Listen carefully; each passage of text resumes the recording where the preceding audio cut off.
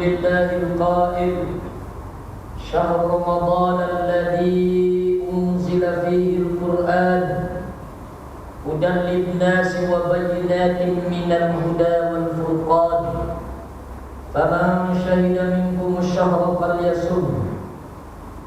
أشهد أن لا إله إلا الله وحده لا شريك له وأشهد أن محمدا عبده ورسوله. اللهم صل وسلم على سيدنا محمد وعلى آله وأصحابه أجمعين.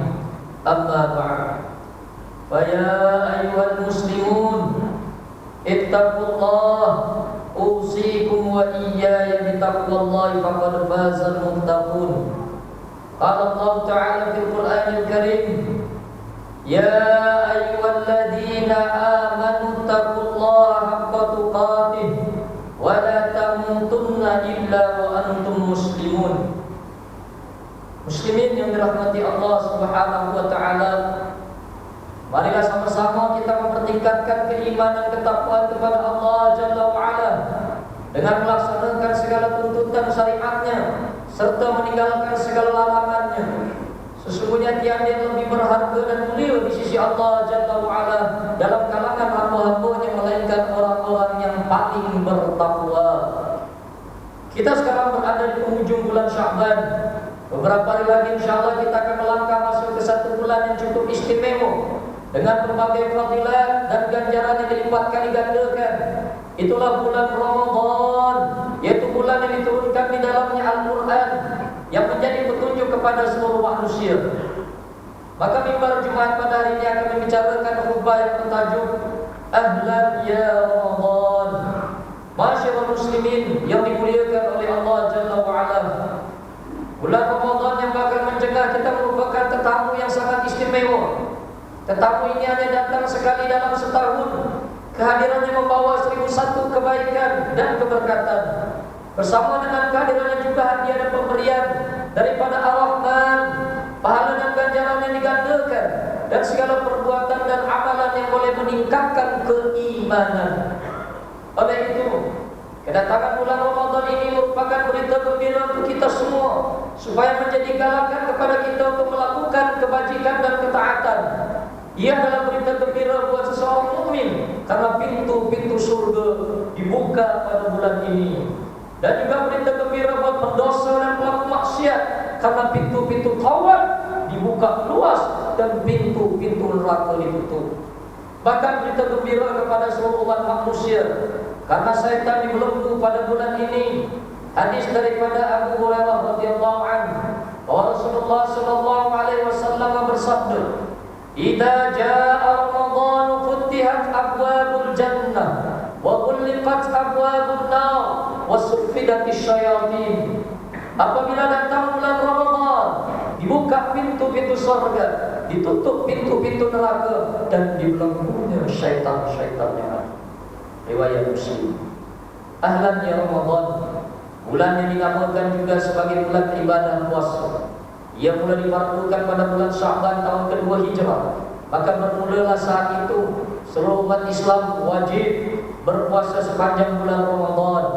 Ibadah ini bakal mendekatkan diri kita kepada Allah Jalla wa Ala, ditambah dengan amalan-amalan yang lain yang sangat digalakkan untuk dilakukan pada bulan ini.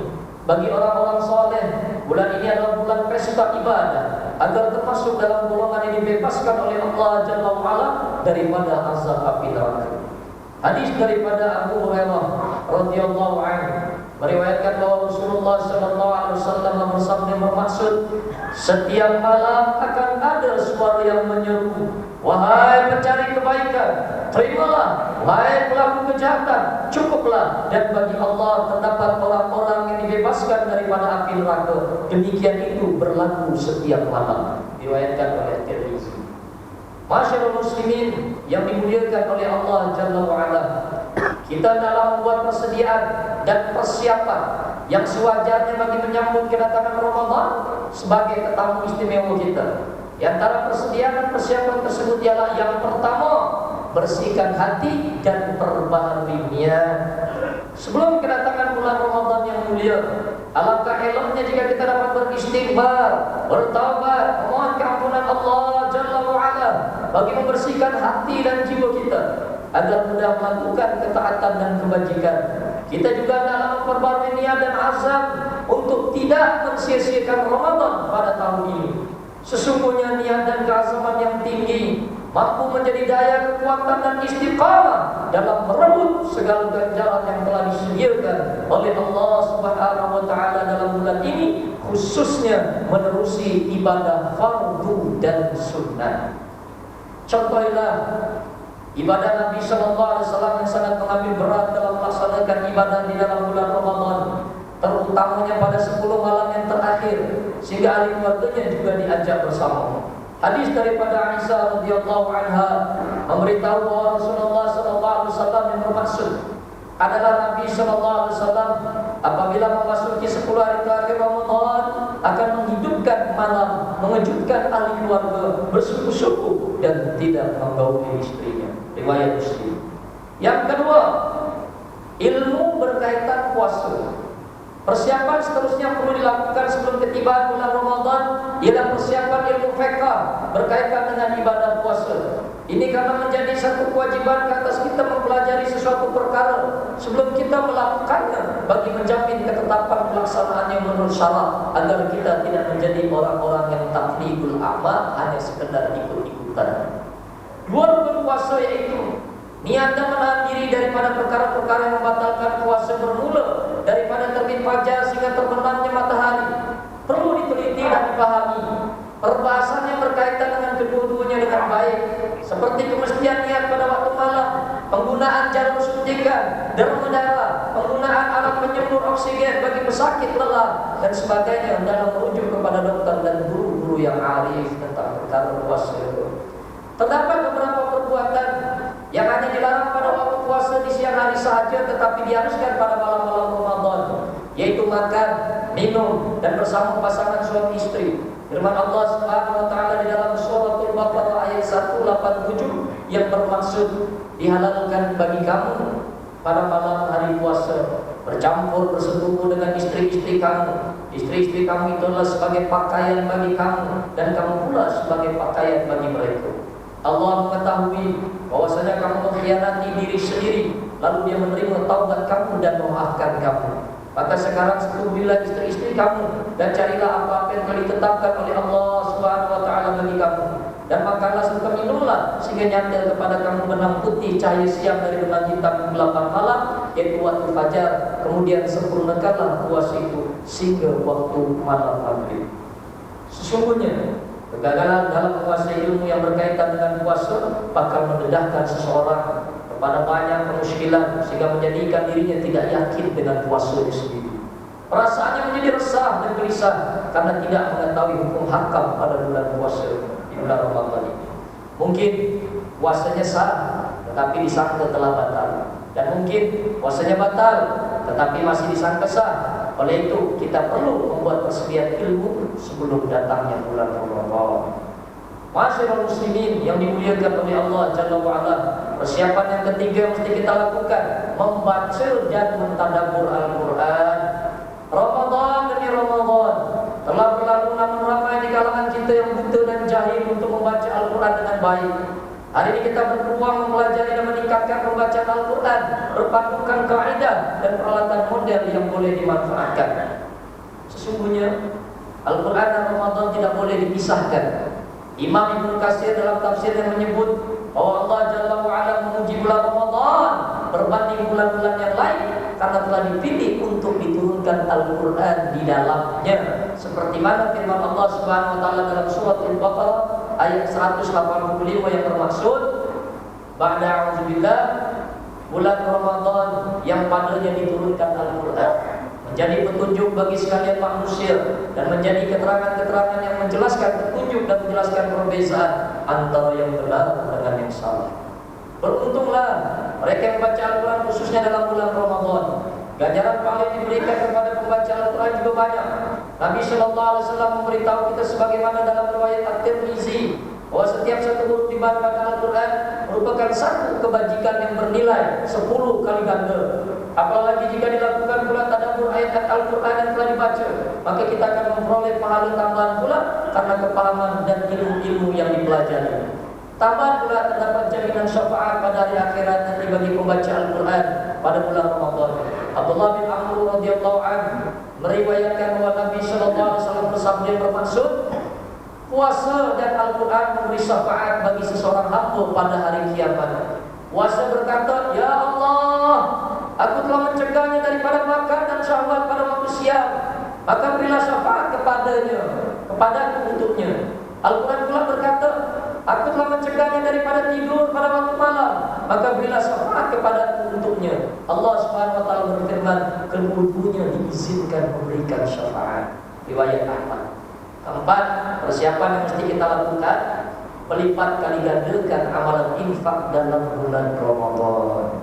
Persediaan yang seterusnya adalah persediaan harta yang secukupnya berdasarkan kemampuan masing-masing. Tujuannya adalah bagi diinfakkan sepanjang bulan Ramadan yang bakal tiba nanti.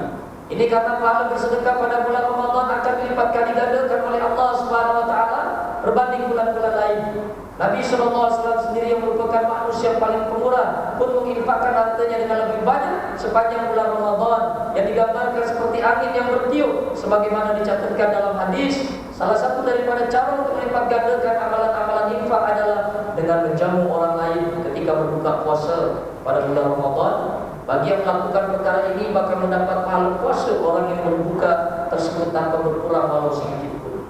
Inilah disebutkan oleh Nabi sallallahu alaihi wasallam sebagaimana yang diriwayatkan oleh Zaid bin Khalid Al-Juhani radhiyallahu anhu bahwa Rasulullah sallallahu alaihi wasallam bersabda, "Man fattara shadiman kana lahu mislu ajrihi ghairi annahu la yanqusu min ajri shadimi syai'a." Yang bermaksud, sesiapa yang memberikan makan berbuka puasa kepada orang yang berpuasa, maka baginya seperti pahala orang yang berpuasa itu, sedangkan ia tidak mengurangi sedikit pun pahala bagi orang yang berpuasa itu. Riwayat At-Tirmidzi. Masyaallah muslimin yang dimuliakan oleh Allah Jalla wa Ala, selamat datang Ramadan. Semua persiapan dan persediaan disebutkan adalah bagi memastikan agar peluang ganjaran dan fadilat yang Allah Subhanahu wa taala kurniakan tidak dilepaskan begitu sahaja. Tambahan pula sebagaimana disebut oleh Imam Al-Qarafi dalam kitabnya Al-Furuq bahwa ibadah puasa difardukan dalam bulan Ramadan ini nanti bukan seumpama ibadah lain yang biasa kita lakukan. Ibadah ini adalah milik Allah Jalla wa Ala dan hanya Allah Jalla wa Ala sahaja yang akan memberikan ganjarannya. Hadis daripada Abu Hurairah radhiyallahu anhu bahwa Rasulullah sallallahu alaihi wasallam bersabda melalui sebuah hadis qudsi, qala Allah Ta'ala, "Kullu amali bani Adam lahu illa siyam, fa innahu li wa ana ajzi bihi." Yang bermaksud Allah Subhanahu wa taala berfirman, segala amalan anak Adam manusia adalah baginya kecuali puasa. Sesungguhnya ia puasa adalah untukku dan aku yang akan memberikan ganjaran dengannya. Masyaallah muslimin yang dimuliakan oleh Allah Jalla wa Ala, mengakhiri khutbah kita pada hari ini, Khatib ingin berpesan kepada muslimin dan hadirin dirahmati Allah Jalla wa Ala sekali agar menghayati perkara-perkara berikut. Catat dengan baik-baik. Yang pertama, umat Islam hendaklah memahami bahwa Islam adalah agama yang menggabungkan akidah, syariat dan akhlak. Yang kedua, umat Islam dalam menyambut kedatangan bulan Ramadan dengan hati yang bersih dan penuh rasa ketakwaan. Yang ketiga, umat Islam dalam membuat persiapan dan persediaan yang sewajarnya sebelum kedatangan Ramadan, sama ada ilmu maupun hartanya. Yang keempat, umat Islam dalam berazam untuk meningkatkan amalan sepanjang bulan Ramadan nanti, dan dia bermula daripada sekarang dengan segala amalan yang dapat mendekatkan diri kita kepada Allah Jalla wa Ala. A'udzu billahi minasyaitonir rajim. Ya ayyuhalladzina amanu kutiba 'alaikumus syiyam kama kutiba 'alal ladzina min qablikum la'allakum tattaqun. Yang bermaksud, wahai orang-orang yang beriman, kamu diwajibkan berpuasa sebagaimana diwajibkan atas orang-orang yang terdahulu daripada kamu, supaya kamu bertakwa. Surah Al-Baqarah ayat 180. Barakallahu li wa lakum fil Qur'anil azim wa nafa'ani wa iyyakum bima fihi minal ayati wa zikril hakim wa taqabbala minni wa minkum tilawatahu innahu huwas samiul alim. Aqulu qawli hadza wa astaghfirullahal azim li li wa lakum wa lissairil muslimin wal muslimat fastaghfiru innahu huwal ghafurur rahim.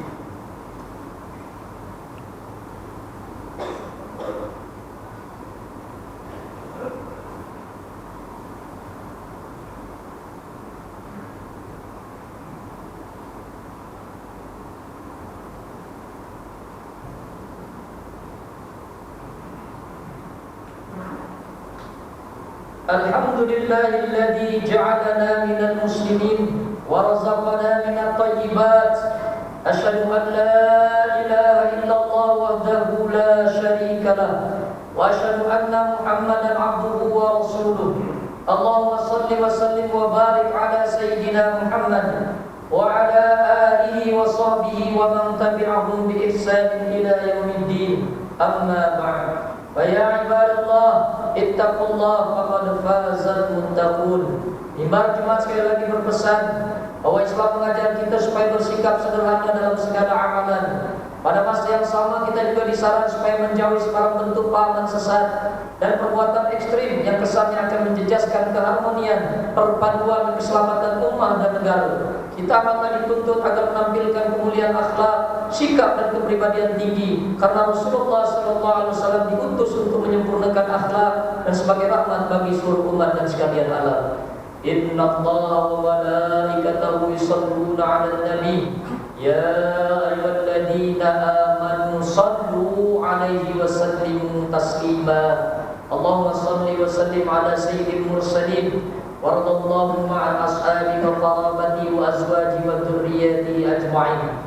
Allahumma ighfir lil muslimin wal muslimat wal mu'minin wal mu'minatil ahya'i minhum wal amwat innaka samii'un qariibun mujibud da'wat wa ya qadiyal hajat. Allahumma inna nas'aluka wa natawassalu ilaika bi nabiyyikal amin wa nas'aluka bi asma'ikal husna wa sifatikal uzma an tahfazu bi 'aini inayatika rabbaniyah wa bi hifzi rifayatika samadaniyah jalalatan malikina al-mu'azzam Sultan Selangor Sultan Syarafuddin Idris Al-Hajj Ibn Al-Marhum Sultan Syarafuddin Abdul Aziz Shah Al-Hajj. Allahumma adimil auna wal hidayata wat taufiq wasihhata wassalamata mink liwali ahli Selangor Tengku Amir Syah Ibn Sultan Syarafuddin Idris Shah Al-Hajj bi amni wa salahi wa afiyatin bi mannika wa karamika ya dzal jalali wal ikram. Allahumma atil umrana muslihaini lil muwazzafina wa ra'iyati wal bilad wa balligh maqasidahum bi tariqil huda wal rasyad. Ya Allah, Engkaulah Tuhan yang Maha berkuasa. Kami bersyukur kehadirat-Mu yang telah menurunkan kami rahmat dan nikmat sehingga kami dapat meneruskan usaha ke arah memperkukuhkan negara umat Islam, khususnya negeri Selangor, ya Allah, sebagai negeri yang maju, sejahtera dan berkebajikan di bawah naungan dan pimpinan raja kami sebagai ketua agama Islam di negeri ini. Justru kami mohon kehadirat-Mu ya Allah ya Rahman. Tetapkanlah iman kami ya Allah. Terimalah amalan kami ya Allah. Hukumkanlah perpaduan kami ya Allah. Luaskanlah rezeki kami ya Allah. Kayakanlah kami dengan ilmu yang bermanfaat ya Allah. Suburkanlah jiwa kami dengan budi pekerti yang mulia ya Allah. Kembalikanlah kami ke jalan yang Kau ridhai ya Allah. Lindungilah kami daripada bala bencana dan ujian yang berat, supaya dengan demikian negeri kami akan senantiasa bertambah makmur dan berkah. Ya Allah ya Rahman ya Rahim, kami mohon kehadirat-Mu ya Allah. Mantapkanlah pegangan kami menurut ajaran Ahlussunnah wal Jamaah dan peliharalah kami daripada amalan dan akidah yang menyeleweng dan sesat seperti mana fahaman Syiah, Qadiani serta lain-lain pahaman. Ya Allah, bukakanlah hati kami untuk mendirikan salat fardu 5 waktu ya Allah, menunaikan zakat dan kefarduan yang lain serta mewakafkan dan menginfakkan harta khususnya untuk perbanan wakaf negeri Selangor dan tabung amanah pembangunan Islam di Selangor. Dengan amalan ini ya Allah ya Rahman, berkatilah hidup dan luaskanlah rezeki kami ya Allah dengan ganjaran pahala yang berkekalan hingga ke hari akhirat. Ya Allah, selamatkanlah kami daripada orang-orang yang zalim ya Allah. Ya Allah, selamatkanlah kami daripada orang-orang yang fasik ya Allah. Ya Allah, selamatkanlah kami daripada kejahatan orang-orang kafir ya Allah. Ya Nasir, ya Nasir, ya Nasir, innaka antal khairun nasirin. Ya Allah, berikanlah kesabaran dan kekuatan kepada saudara-saudara kami yang tengah berjuang di jalan-Mu ya Allah, khususnya di Palestina dan Suriah ya Allah. Pantarkanlah bala-bala tentera-Mu ya Allah, pancurkanlah barisan-barisan musuh-Mu ya Allah. Ya Nasir, ya Nasir, ya Muntakim, innaka antal khairun nasirin. Rabbana hab lana min azwajina wa dhurriyyatina qurrata a'yun waj'alna lil muttaqina imama. Rabbana atina fid dunya hasanah wa fil akhirati hasanah wa qina adzabannar. Ibadallah, Innallaha ya'muru bil 'adli wal ihsan wa ita'i dzil qurba wa yanha 'anil fahsya'i wal munkari wal baghi ya'izukum la'allakum tadhakkarun. Fadhkurullaha 'azim yazkurkum washkuruhu 'ala ni'amihi yazidkum was'aluhu min fadlihi yu'tikum wa la dzikrullahi akbar wallahu ya'lamu ma tasna'un. Aqimus shalah.